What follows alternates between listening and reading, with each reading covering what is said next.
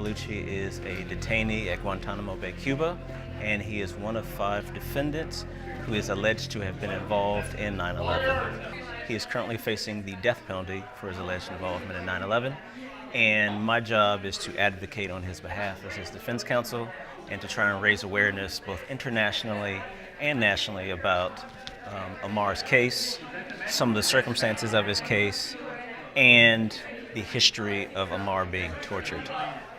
We believe that, as his attorneys, that torture is a huge aspect of the military commissions and specifically his case, and we believe that Ammar cannot get a fair trial as a result of his torture because the defendant we have now is suffering from post-traumatic stress disorder as a result of the torture that he suffered at the hands of the United States government. As a result of that, he's got executive function difficulties that make it difficult for him to participate in his own defense, which we believe is a fair trial issue.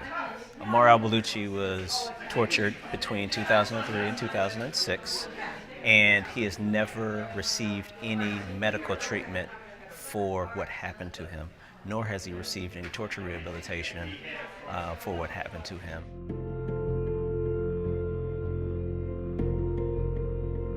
In the Military Commissions Defense Organization, which is where I work, our commitment is to protecting the rule of law. And our job is to ensure that a fair trial is received.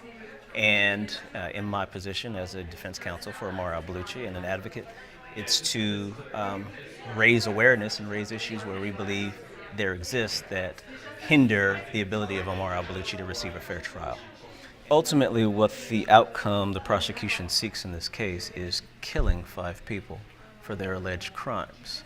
So when you're talking about any type of judicial proceeding where the outcome literally is life or death, it is important that the case be litigated at the highest level with the most sensitive issues being addressed, because ultimately life is on the line. And so I can't speak to what the judicial system is in Iran, but what I can say is that, you know, this trial is going to set precedent for generations to come. This is the biggest trial I've ever seen in my lifetime, and certainly dating back to maybe World War II, you're talking about cases that literally go down as the biggest cases in history. So it's important that we get it right and that the prosecution get it right.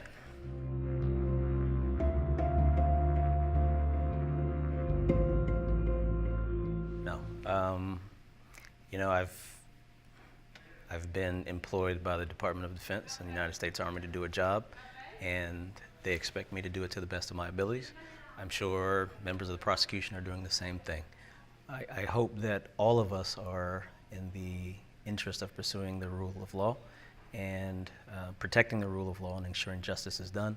I just think that what we've seen, we believe that it's not being done.